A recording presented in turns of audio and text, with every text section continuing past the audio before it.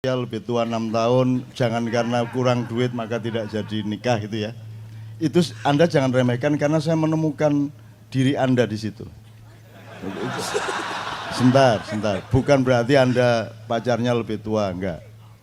Gini maksud saya. Anda perhatikan tadi, supaya halal dia bilang tadi. Satu ya, supaya halal. Terus dia mau dengan wanita yang usia lebih tua 6 tahun. Itu juga sebuah keputusan mental, keputusan budaya yang juga luar biasa. Gitu. Jadi itu harus Anda puji. Saya ingin mengatakan sama Anda ini usianya itu disebut usia milenial. Usia Anda ini 20 katakanlah ya, naik turun dikit sampai 30 naik turun sedikit. Ya. Dia sama saya jiwanya yang milenial. Kecenderungannya adalah nasionalisme Anda lebih tinggi dari para kakak maupun bapak Anda. Ini hasil penelitian.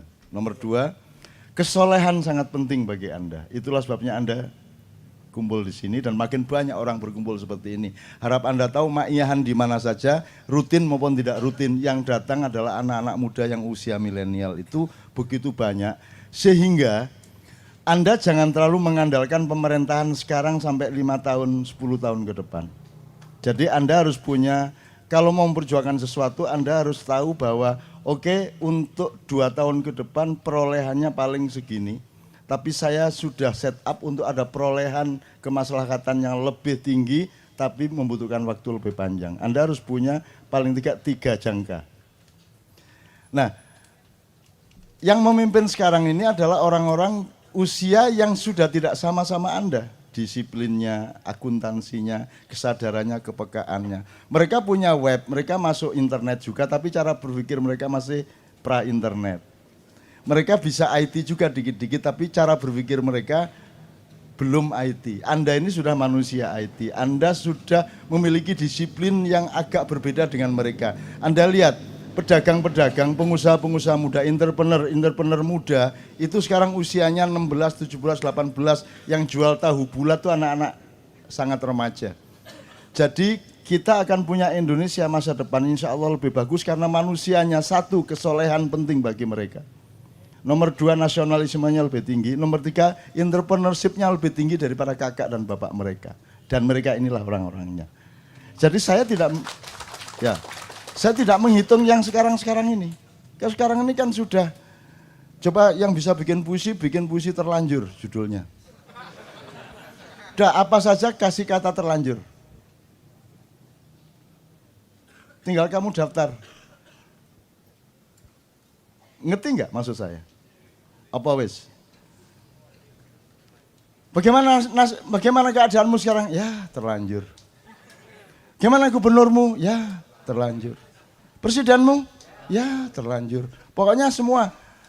Gimana ibadahmu selama ini? Ya terlanjur kacau kemarin. Nah, kita tidak hanya hidup sekarang, kita akan hidup 5 tahun lagi, insya Allah 10 tahun lagi. Dan Anda akan memimpin Indonesia 10-15 tahun lagi. Dan Indonesia akan pasti lebih baik.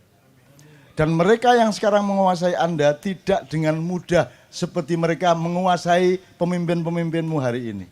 Mereka sekarang hamba sahaya dari dragon-dragon. Tapi Anda bukan hamba sahaya. Anda adalah manusia Indonesia baru. Anda punya cara berpikir. Jadi kan saya pernah pesan 4 ya. 1, akidah dan akhlak. Jadi ketuhanan dan moralmu harus beres. Nomor 2, Anda harus militeristik kepada diri Anda. Berani kerja keras, berani kurang tidur, dan Anda saya latih toh untuk tidak tidur. Ya toh? Seluruh Indonesia loh ini, kayak gini nih. Sampai sekarang anak SMP, anak SD sudah ikut ma'iyahan, dan jam 3 pagi masih gitu. Anak SD. Ya, Anda lihat sendiri di mana-mana, di Gresik, di Malang, di mana begitu. Anda Kopassus, Anda Denjaka. Anda punya jiwa militer kepada dirimu sendiri, tapi Anda adalah penyayang kepada orang lain. Itu ya, itu syarat yang kedua. Syarat ketiga, Anda harus paham akuntansi. Anda harus punya muhasabah. Anda punya perhitungan berbeda dengan kemarin. Sekarang anak-anak masih kuliah sudah bisa kaya raya melalui bisnis online, melalui ada inovasi-inovasi baru, panganan macam-macam. Baru-baru semua, betul enggak? Ono kodok campur gatul, ono wah semua macam-macam.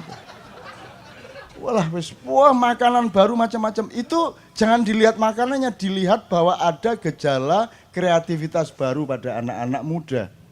Dan itu di mana-mana Mas, di mana-mana Mas. Anda ke Jogja sekarang, itu perkembangannya 3-4 kali lipat dibanding 5 tahun yang lalu. Karena anak-anak muda. Makanya saya senang ketemu Anda supaya saya tidak terlalu ketinggalan zaman. Dan saya sedang ngecek diriku, kalau aku masih kompatibel padamu, berarti aku masih saya enggak kudet. Lawannya kudet apa? Jadi saya juga tidak boleh, saya juga harus bisa ngoprek. Saya juga harus smartphone, enggak hanya jailbreak. Itu saya install Android di iPhone, mau apa kamu? Kamu pikir enggak bisa? Kamu pikir enggak bisa? Kamu jangan terlalu remehkan saya. Saya dulu ketika komputer baru mulai, kira-kira 90-an pertengahan, itu baru DOS. Jadi komputernya gede, disketnya tuh gede gini 256 kilobyte. Itu untuk DOS masukin nanti C-ROM ditarik, masukin CD WS atau C-Write untuk ngetik tik. Belum ada mega. Setahun kemudian baru ada disket 1,2 megabyte. Dan yang bisa cuma saya di seluruh kantor Detik waktu itu. Bukan detik.com ya, detik waktu detik manual.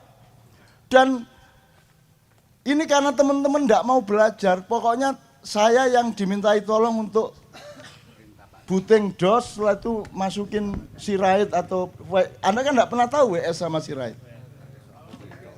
Pernah tahu dulu-dulu. Ya. Terus kalau di DOS itu kan ada aransemen, ada auto-exec.bat. Auto-exec.bat itu kan Anda tinggal ngurut, adalah tak kasih setiap komputer, ada sekitar 30 komputer di kantor itu, saya kasih auto-exec.bat ini booting, terus tak kasih gambar telanjang. Jadi begitu booting jeglek, langsung mudo. Cak, piye iki? Loh, yang kamu pandang jangan keyboard, yang kamu pandang layarnya. Tak isi gambar telanjang itu. Jadi mereka bingung piye carane. Nah, itu kan pendidikan untuk supaya mereka belajar.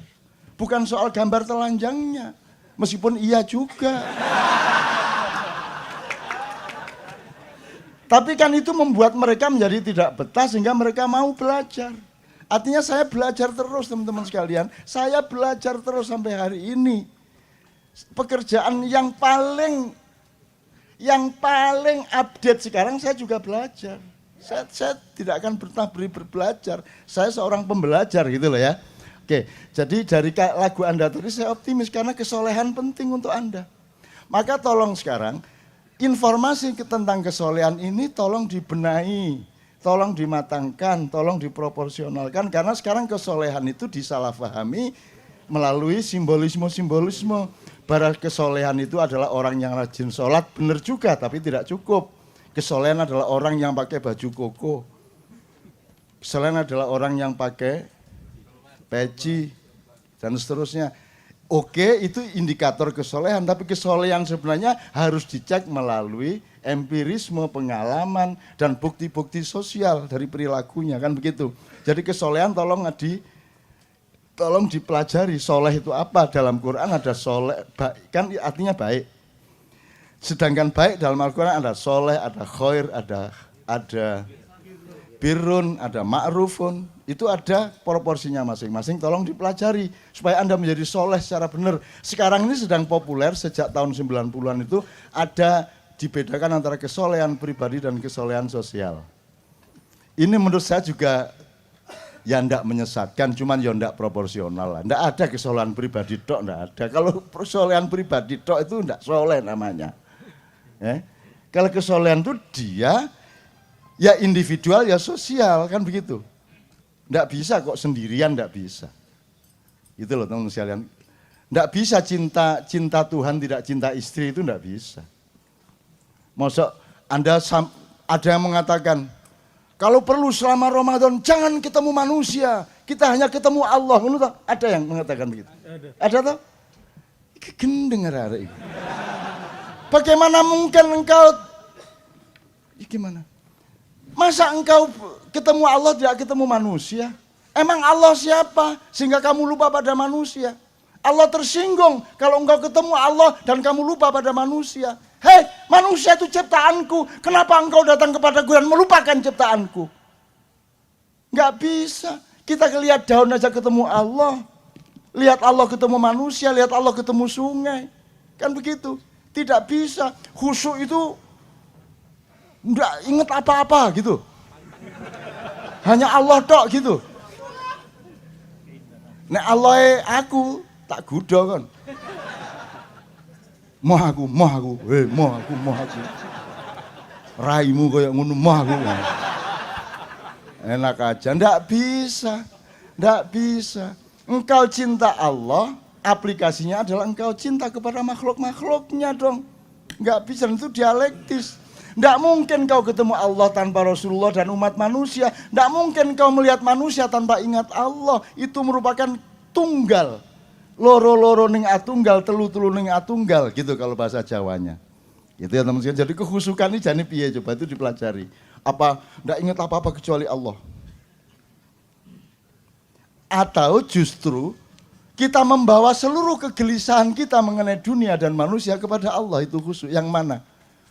Ya nggak usah berdebat yang mana yang benar. Ya pokoknya terus saja berusaha khusyuk gitu loh. Bentuknya, perolehannya bagaimana terserah prosesmu masing-masing. Ojo nyalano iki nyalano iko. Wong podo-podo salahe kok, podo-podo gak jelas kok. Podo-podo gak mesti. Ini kan nanti pasti ketika Anda sudah rodiyatan mardiyah.